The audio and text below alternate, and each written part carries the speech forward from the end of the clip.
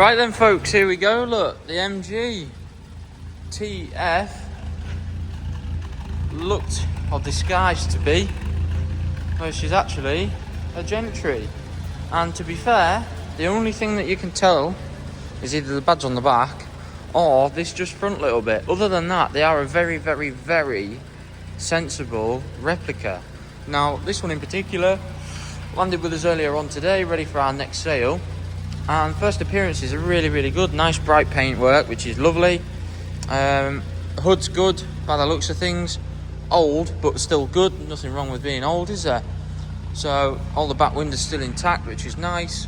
Side screens, obviously that's meant to be on the inside, isn't it? But other than that, they fit quite well. Interior looks nice as well. You can hear it. Well, you probably can't even hear it. To be fair, she's ticking over lovely. No smoke, which is good. Interior is lovely. Seats are good. Dashboard looks to be more or less period correct. 7306 on the clock.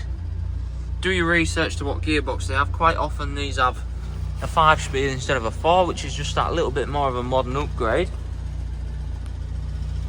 So there you go. Really nice looking old thing. I like all the fact it's all period inside. Because if you take a look of, I don't think we've got one in here. For argument's sake, that TD over there, if you took a picture of that and put it into there, that's about how it would look. Motor Italia steering wheel as well. But yeah, no, I think that's one of the best copies I think we've had. So there you go. Obviously, come down, do your research, have a look, see what you think. That front wing maybe just wants a bit of a polish. She's had a bit of a repair on there. She maybe just wants a good polish up, but bright work's lovely. So come down, have a closer look and see what you think. Thank you.